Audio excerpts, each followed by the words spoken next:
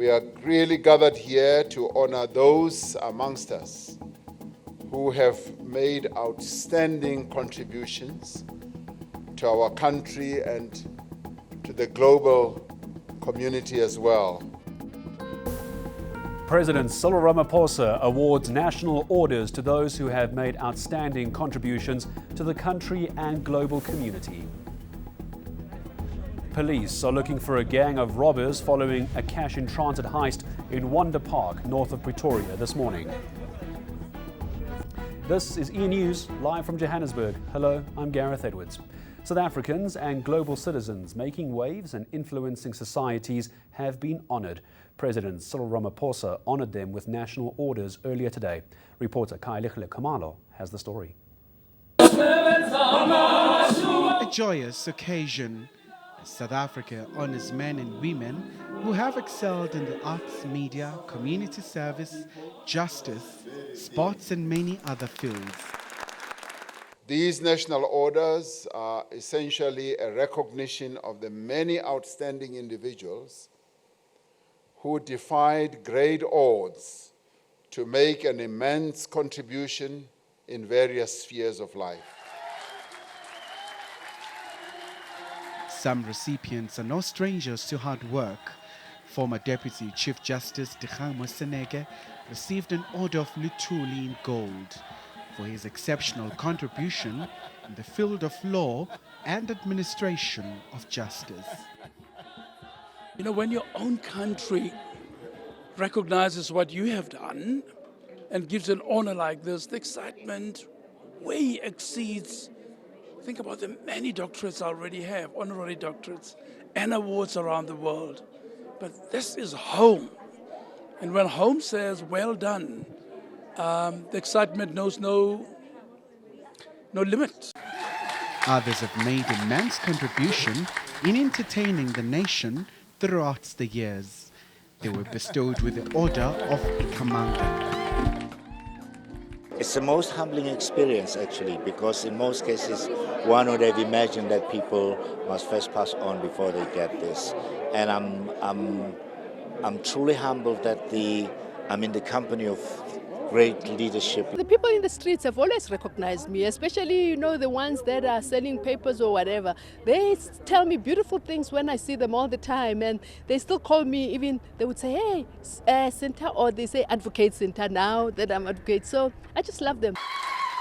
Namibia's founding father, former President Sam Nujoma, got the Order of the Companions of OR Tambo in gold, as did the former presidents of Mozambique Joaquim Chissano and Liberian President Ellen Johnson Sirleaf.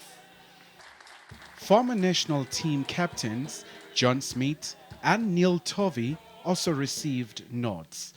Kailichle Kamalo, Pretoria.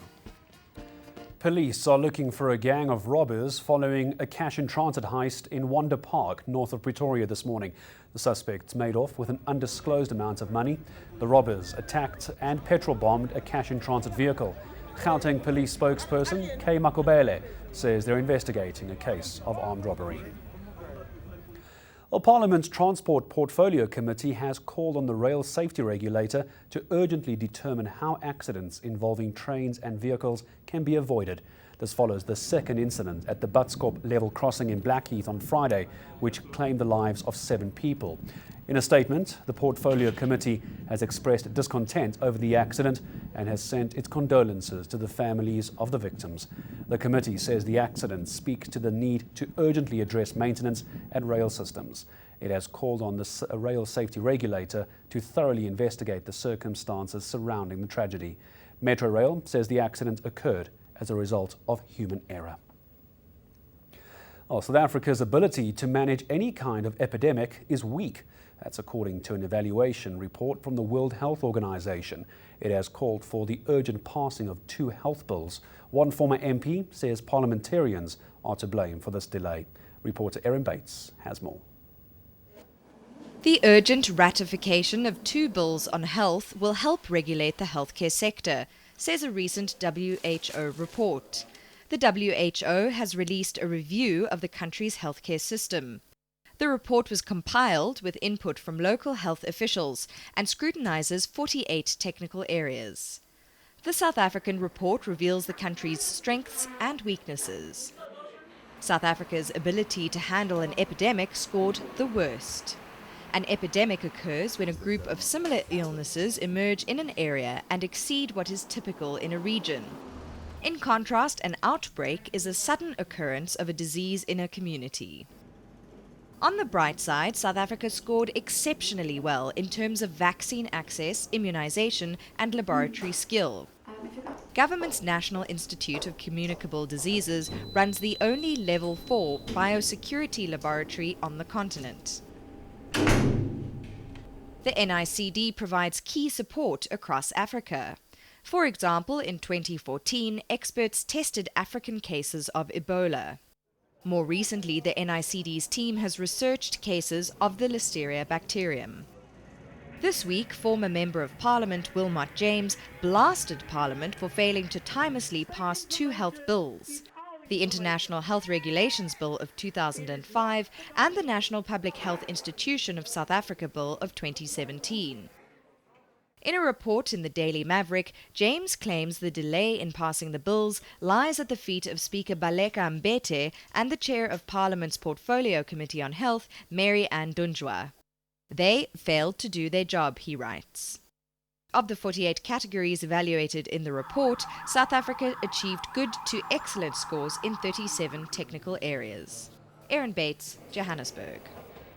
Well, ahead of Workers' Day, COSATU and its affiliate, the Southern African Clothing and Textile Workers Union, are looking to sign up farm workers in the Western Cape. Illegal evictions, slave wages and dangerous working conditions are some of the issues they've promised to fight. This program also places an emphasis on land expropriation in farming towns. Reporter Peladi Satusa has the story.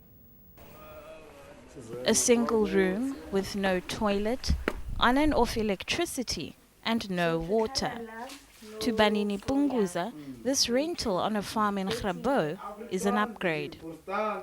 He previously shared a room just double this size with 15 other men. He says his low wages make a different life impossible. Sipay 1,000 rand apa a day sibala 148 siyasokola cause le 1,000 rand mose ndiyanxiba pha thenga ukutya kule 1,000 rand ndithumela imali ekhaya kule 1,000 rand. Punguza is one of the farm workers who are being courted to join a union to better their lives. SACTU is looking to take over where the Food and Allied Workers Union left off in representing the interests of farm workers. There's really a problem in the industry where farm workers are not really represented properly. The farm workers don't have a voice in the discussions. There were mixed feelings about joining another union. Mayiqale ilungise pha eplasini yandule ibuyise kuthi sijoyine ke ngoku. Siyahlupheka emaplasini sipeya imali encinci and then uvele ugxothwe njena esithubeni ungayazi ukuthi ugxothelwa ntoni na ungakwazi ukuthi uwafumana amalungelo wakho. Ndime kule ndawo ndena ndizama ukuthi ndikwazi ndibe nendawo endikwazi ukuthi xa ndinengxaki indime edibene nomsebenzi ndikwazi ukuthi ndiye kuyo izandinceda. At the first of several such rallies, land expropriation was also on the agenda. This is the start of making sure that all of the farm workers in this country benefit from the laws that said expropriation without compensation where it is necessary. COSATU says farm workers are central to the land expropriation process as they're the ones who work the land. Peledi Satusa, Grabo in the Western Cape. And coming up after this short break, we bring you the highlights of Joburg's Back to the City Festival, celebrating everything from hip-hop music to fashion.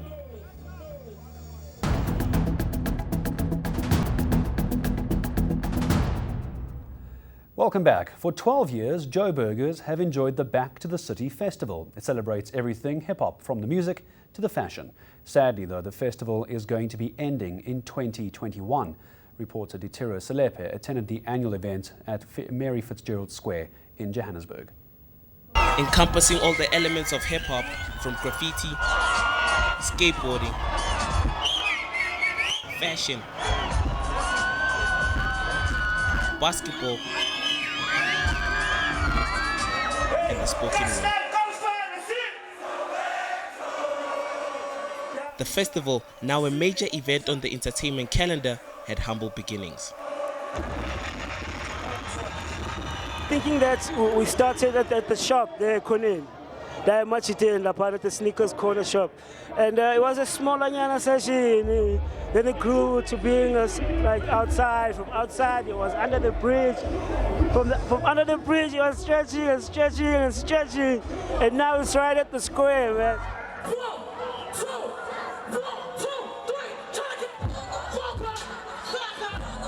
Taking place annually on Freedom Day, hip-hop artists say the culture allows for one of the biggest freedoms, freedom of expression.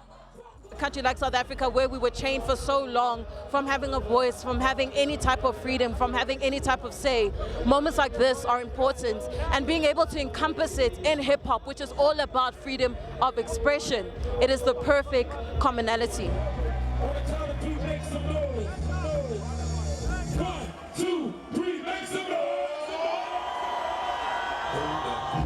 This year, the festival featured American rapper Pharoah Monch, known for his hit Simon Says, and working with artists like Jill Scott and Erykah Badu.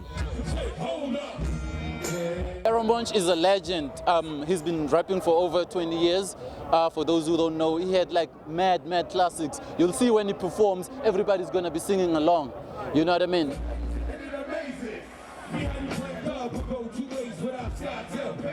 Back to the City ended the event with sad news for their loyal fans, announcing that the festival will come to an end in 2021. Peter Roslepe, Johannesburg. British toddler Alfie Evans, whose illness drew global attention, has died. The 23-month-old suffered from a rare degenerative disease. After countless legal battles and pleas from his parents, his life support was turned off on Monday. His parents wanted to airlift him to Rome, where a Vatican hospital had offered to care for him, but a British court rejected the appeal from Alfie's parents. The case has sparked a global debate about whether the court, doctor or parents have the right to decide on a child's life. Alfie's parents have also been backed by Pope Francis. This is a statement from me, Kate, and all the day. Our lives have been turned around, upside down by the intense focus on Alfie and his situation. Our little family, along with all the hay, has become the centre of the attention of the world. It has meant we have not been able to live our lives as we'd like. We are very grateful and appreciate all the support we have received from around the world, including from our Italian and Polish supporters, who have dedicated their time and support to our incredible fight. We would now ask you all to return back to your everyday lives and allow myself, Kate, and all the hay to form a relationship and build a bridge, and let's walk across it. We also wish to thank all the hay staff at every level of their dignity and professionalism during what must have been an incredibly difficult time for them too. Together we recognise the strains and recent events have put upon us all, and we now wish for privacy and everyone concerned. In Alfie's interest, we will work with his treating team on a plan that provides our boy with dignity and comfort that he needs. From this point onwards, there will be no more statements from me, interviews given, and we hope that you all respect this. Let's take a look now at other stories making international headlines this evening. Australia is sending surveillance aircraft to monitor North Korean vessels suspected of transferring illegal goods, that is in defiance of UN sanctions. This comes a day after leaders of North and South Korea pledged to work toward the complete denuclearization of the Korean peninsula. US President Donald Trump says he will maintain pressure on Pyongyang through sanctions in a bid to rein in the North's nuclear ambitions. He is due to meet with North Korean leader Kim Jong-un. The world's largest mass grave of children has been discovered in Peru. Archaeologists found the remains of at least 140 children. Investigations began back in 2011 after the discovery of the remains of 12 children. It's believed they were sacrificed more than 5 centuries ago. Their remains were found together with the remains of 200 llamas. A report is confirming that Russia, meanwhile, as we move on to the next story, is meddling in the 2016 US elections, but it's cleared President Donald Trump of any wrongdoing. Trump is accused of colluding with Russia to sway elections in his favor. The Republican House of Representatives Intelligence Committee released this report. Democrats are challenging the findings, though. Hello everyone, time for a check of your all-important Sunday's weather conditions, and we are expecting it to be a partly cloudy day once again for the Highveld, but for KZN as well as parts of eastern Mpumalanga, lots of cloud expected, especially for the morning. There could be a little bit of light rain over those areas, and for that reason it's also going to be a few degrees cooler. Towards the west, warmer weather settles in over some parts of the Cape provinces, and it will be partly cloudy over the western and eastern Cape, but for now dry over those areas as well. Overnight temperatures will drop quite low for the Northern Cape interior. Uppington also dropping below the 10-degree mark. That won't last long after sunrise, as temperatures will bounce back very quickly, and temperatures over the Western Cape will reach the lower 20s for just about all of this province. The Eastern Cape can expect similar conditions, clear to partly cloudy over this area. 5 degrees to start you off in the morning for Komani, but climbing to a high of 24 in the afternoon. Temperatures dropping over KwaZulu-Natal, along with the cloud and light rain at first, and later on in the day there could be a few very isolated thunderstorms over the southern parts. Light rain could reach the southern escarpment of Mpumalanga, that's including around Mkondo, but that will be confined to the morning, and the likelihood of that is really quite low. The afternoon will be dry over the area. Partly cloudy and warm once again for Limpopo, Tabazimbi and Mokopane, both reaching a high of 29. And in the northwest, overnight temperatures managed to stay in the double digits for just about all of the province. Heading into the Free State, we're going to see quite a bit of cloud developing in the afternoon, but there won't be any rain falling out of that. Bethlehem comfortable with a minimum of 9 and a high of 25. And the same maximum has been forecast for Johannesburg, but Pretoria, as usual, will be a little bit warmer with a maximum of 28 degrees. Taking a look ahead to your conditions for this Monday, when thunder showers will be developing through the central parts of the country, while it is going to be even hotter in the far western parts, and temperatures rise higher on Tuesday, Vredendal reaching a maximum of 38 degrees, and the area of showers and thunderstorms expands, now including Johannesburg and Mahikeng.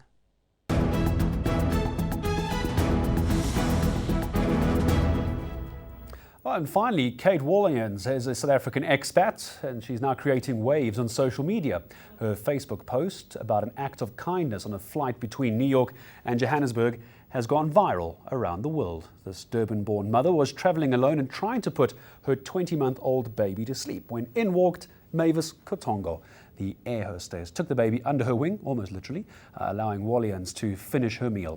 Just 15 minutes later, and we have this, baby Imogen fast asleep, and a proudly South African moment was born.